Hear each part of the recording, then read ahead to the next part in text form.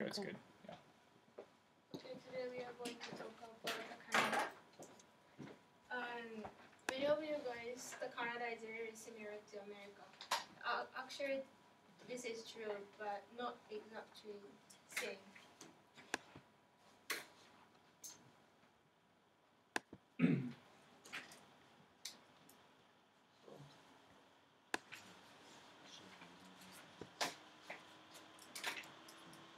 This video shows what is differences between American English and Canadian English. Focus. Hey, some of you might know I'm Canadian, eh? This summer break, I went and visited America, and there is some differences between Canada and America that I'm going to talk about. This in no way represents all of America or all of Canada, just the places I've been and the things I've experienced, so don't get offended, please. The first time I ever went to America, we were looking for a hotel, and I had to go pee really bad. So we got to this hotel, I ran in and asked the first person I saw, do you know where the washroom is? And the lady was like, yeah, just follow me. So we were like walking, and she brought me to this room full of laundry machines. I was like, what? You guys like, what? That happened to me more than once. Americans don't say washroom, they say restroom. I gotta remember that. After that, we went to get something to eat, and so we were sitting in the restaurant, and I was like, can I order a pop? She just looked at me funny. So apparently there, people call it soda. So finally, after we had to play like a game of charades, I got my fizzy beverage, so it was good. And then we went to a movie, and I was like waiting in line to buy tickets, and this old lady shouts at me. She's like, stop sagging. What the heck is sagging? It sounds like an old person with like saggy wrinkles. I don't know, I was like, what the heck? So I was like, no, you stop sagging. She was wrinkly. I finally figured out it means wearing your pants low.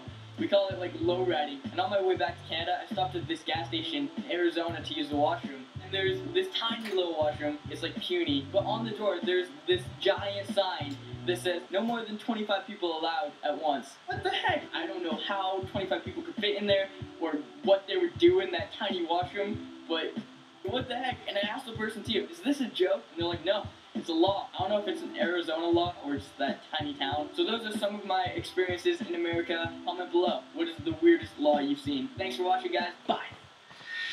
So in this His name's Oscar. English, they have differences culture and language. Canada is the second largest country in the world, and it is known as wheat, oil, and natural resources and abundant nature such as Canadian Rocky and Niagara Falls. And the official language is French and English, two official languages, and the especially this province, the Quebec, people speak French.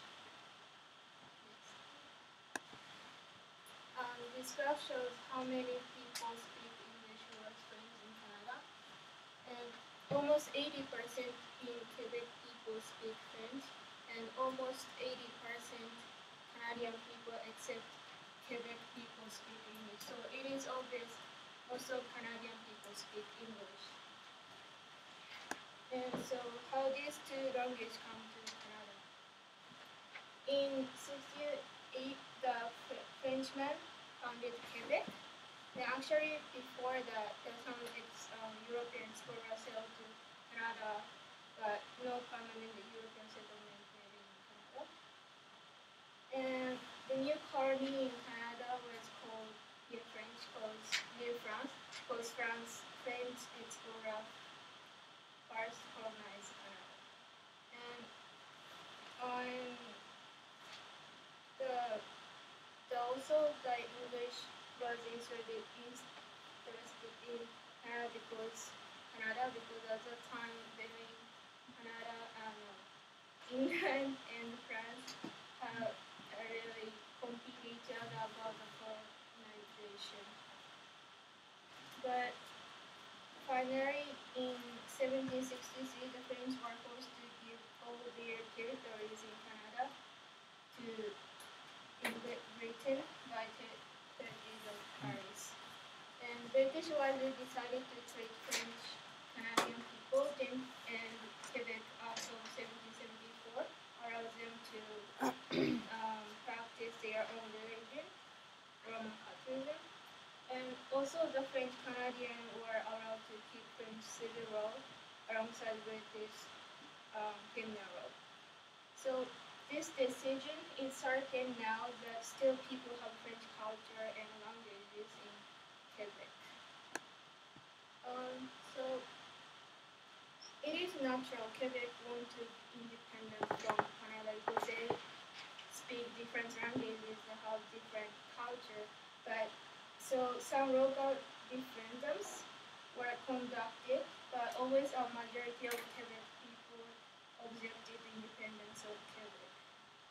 So the Canadian government is also committed to advancing the equality of status, use of English French languages in Canadian society, and provide support to the development of English and French language minority communities. So actually they have conflict between French people and English speakers, but they try to understand each culture, languages, and then they share one communities.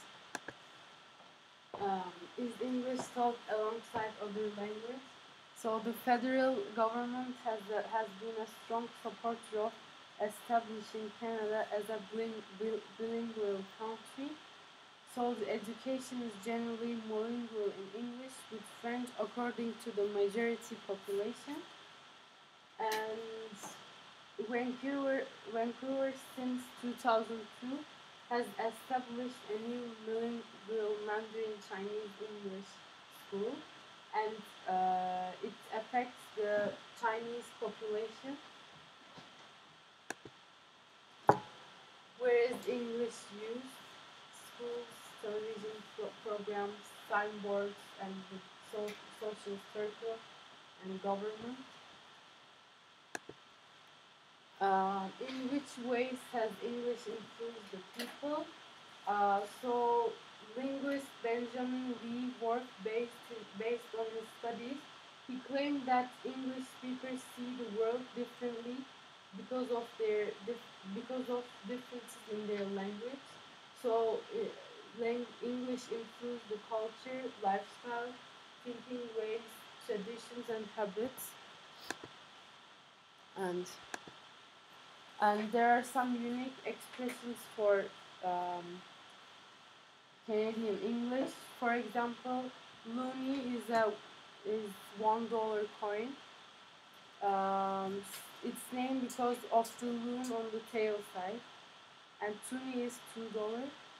And Canadian used a lot of and ow sound, and these are